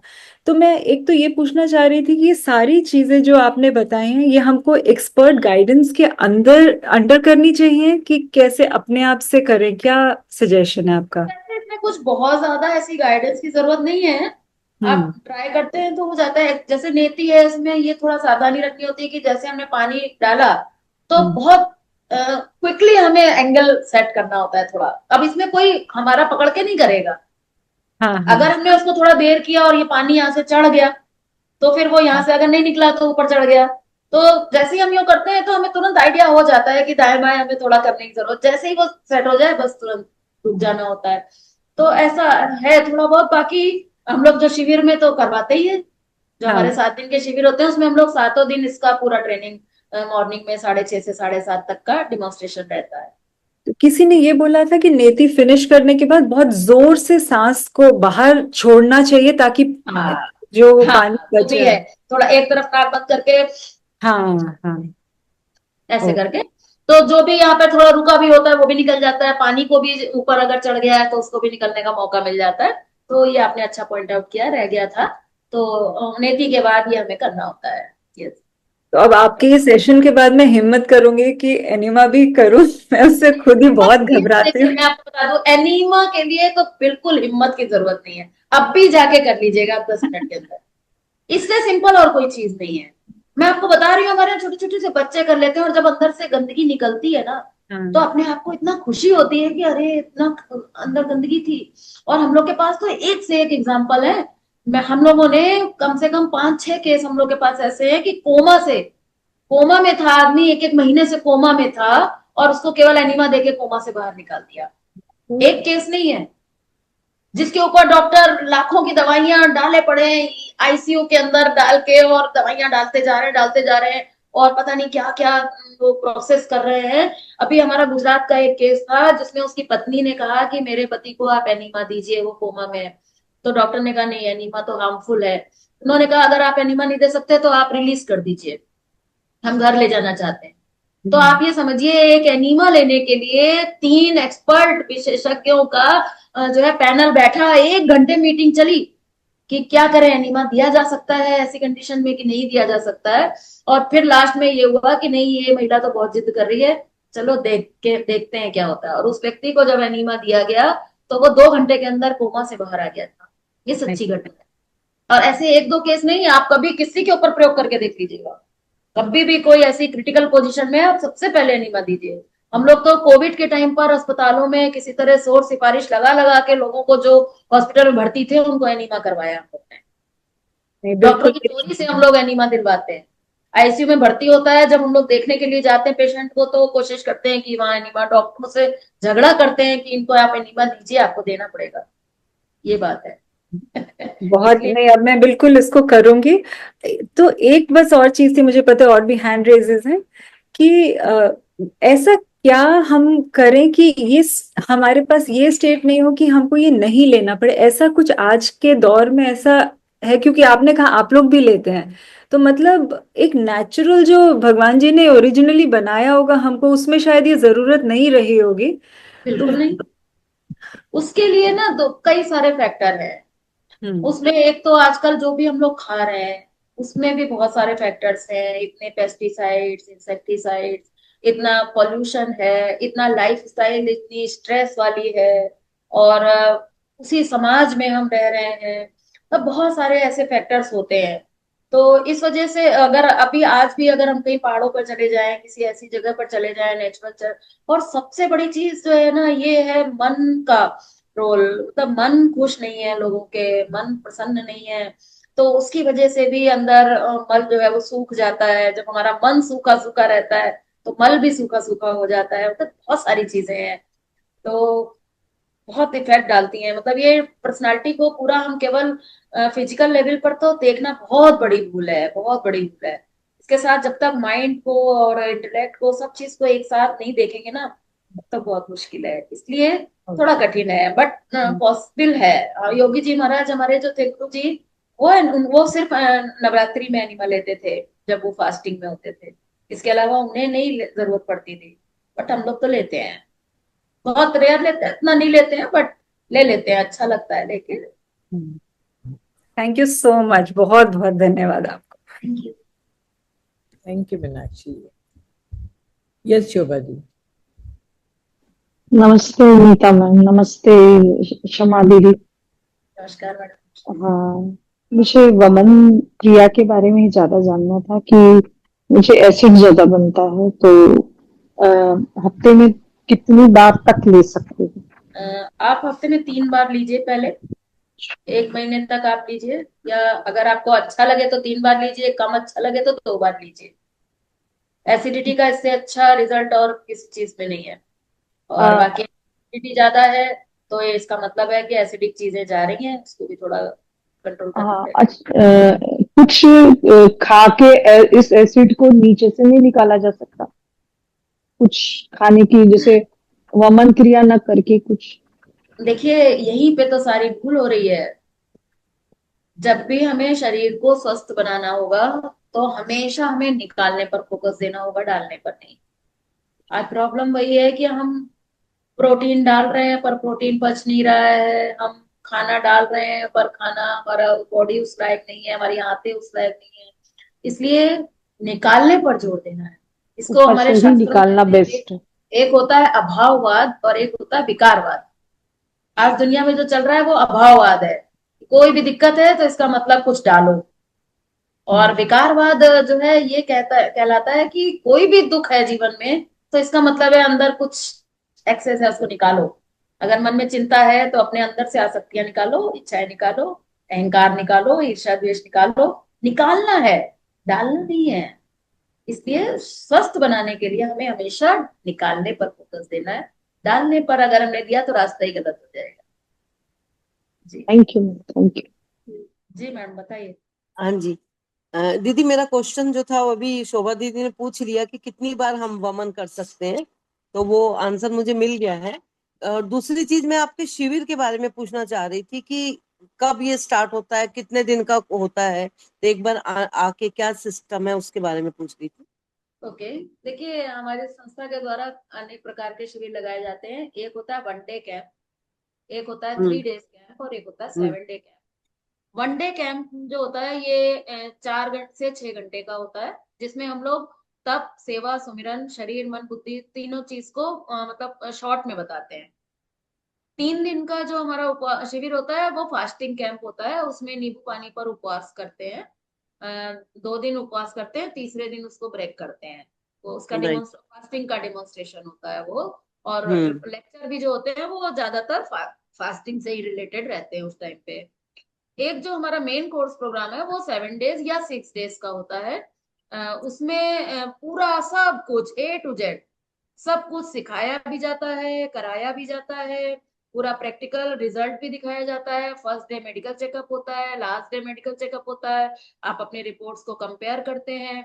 उसमें दिन भर लेक्चर प्रोग्राम्स होते हैं, क्वेश्चन आंसर्स होते हैं, साधकों के अनुभव होते हैं, एक्सपर्ट्स की आपको पर्सनल आपको सलाह का भी समय दिया जाता है कि आप पर्सनल अपने बारे में परामर्श ले सके, वो सब चीजें भी होती हैं। 7 दिन तक पूरा खान पान वैसा ही होता है टोटल जैसा हम लोग बताते हैं। और ये वमन और नेति का भी प्रशिक्षण रहता है, एनीमा भी सिखाया जाता है। तो इस तरह से ये पूरा कंप्लीट होता है। ये रेजिडेंशियल होता है कैंप, लेकिन अगर जिस शहर में लग रहा है ये कैंप, वो अगर वहाँ के अगर कोई लोकल लोग होते हैं तो उनको दोपहर में और रात में जाने की छूट भी होती है कि वो अपने घर भी जा सकते हैं। बाकी खान पान अच्छा, की पूरी वहीं पर व्यवस्था रहती है। तो कोई सात दिन डेट पर फिक्स 7 डेट दिन को होती पूरा है, वही जैसे फॉलो मंडे करना टू पड़ता है, उसमें सैटरडे, योगा वगैरह भी रहता कोई फिक्स डेट भी होती है। है, नहीं, जैसे इसकी मेरठ में अगर आना चाहें? मैं बता रही हूँ, इसकी डेट आपको पूरा कैलेंडर हमारा अब तक के जितने शिविर हमारे फाइनल हो चुके हैं, बहुत एडवांस में ये फाइनल हो जाते हैं अभी, जैसे 2026 तक के हमारे फिक्स हो चुके हैं। तो इसकी सारी सूचना आपको हमारी या तो मैगजीन में मिलती है या फिर वेबसाइट पर कैलेंडर के अंदर आपको देखने को मिल जाती है। अभी मेरठ में हमारे यहाँ 4 जुलाई से 10 जुलाई तक लग रहा है ये कैंप। एक्चुअली 4 से 9 तक है, फिर 10 जुलाई को गुरु पूर्णिमा का प्रोग्राम रहेगा। तो उसमें अभी कुछ सीट्स हैं, अगर आप कोई करना चाहे तो मेरठ में भी आकर कर सकते हैं। तो आप इनके ग्रुप में एक अलग बार कैलेंडर डाल दीजिएगा, यही ज्ञान भारत ग्रुप में, सो ये दैट तो अगर। ये कैलेंडर एक्चुअली ना ये हमारी वेबसाइट पर ही उपलब्ध होता है, मैं वेबसाइट का लिंक भेज दूंगी, तो ठीक वहां है, से आपको ये देखने को मिल जाएगा, ठीक है। और ठीक है। बाकी अभी आगे आने वाले 1-2 महीने के जो टेंटेटिव है वो मैं अनीता मैडम को शेयर कर दूंगी, तो आप लोगों तक पहुंच जाएगा। इनके अलग अलग चार्जेस होते हैं। और जैसे मेरठ में हमारा होता है तो हमारे पास सभी तरह की सुविधाएं ऑलरेडी है। तो यहाँ पर हम लोग बहुत कम चार्ज में लेते हैं, 7 दिन का केवल 1100 रुपए चार्ज लेते हैं, जिसमें रहना खाना और डॉक्टर सलाह सब कुछ इसमें शामिल रहता है। नॉमिनल है, बहुत नॉमिनल है। हाँ, मतलब हाँ, उद्देश्य एक्चुअली वो नहीं है। बाकी जो हाँ, बाहर शिविर होते हैं तो अलग अलग शहर में जो हमारे कोऑर्डिनेटर जो ऑर्गेनाइज करते हैं, वो अपना एक बजट बनाते हैं कि कितने रजिस्ट्रेशन होंगे, कितना खर्चा होगा, फिर वो उसके हिसाब से फाइनल करते हैं रेट्स, तो वो अलग अलग होते हैं। ठीक है। थैंक यू और सो मच। मैंने आपको हमारे लाइव शिविर वृंदावन में भी सुना था, और आपके अच्छा वो देखती रहती हूँ, तो बहुत ही अच्छा लगता है, बहुत इंफॉर्मेटिव है। बाकी है कि कितना हम उतार सकते हैं, वो ज्यादा मेन है कि अपनी लाइफ में हम वो कितना बस लेते हैं। तो सही बात पत्ते वत्ते खाने तो शुरू करे हुए हैं, बाकी देखते मैंने भी पत्ते खाना शुरू कर दी। हैं। ठीक है, देखिए ओके, चेंजेस तो थैंक ला यू। रही है, चेंजेस तो है। ला थैंक रही यू। है हमारी दी। तो थैंक आएंगे ही ना, सही बात बताई जाएगी तो जरूर करेंगे, सब चाहते हैं हेल्दी होना, कौन नहीं चाहता है। बीमार बिल्कुल होना तो किसी को अच्छा नहीं लगता। बिल्कुल, सभी लोग हेल्दी होना चाहते हैं, परंतु इम्प्लीमेंट करने के लिए कुछ लोगों के लिए ही साहस होता है। तो जैसे बिल्कुल दीदी मैं आपको कितना तारीफ करूं आपकी, कितना आपको आभार दूं, मेरे को नहीं मालूम। ईश्वर आपको ब्लेस करता ही रहता है। आपकी थैंक वाणी में ऐसा जादू है कि अंदर तक के बात चुप जाती है। मतलब यू, बहुत धन्यवाद। सभी को बहुत बहुत धन्यवाद। नमस्कार। नमस्कार।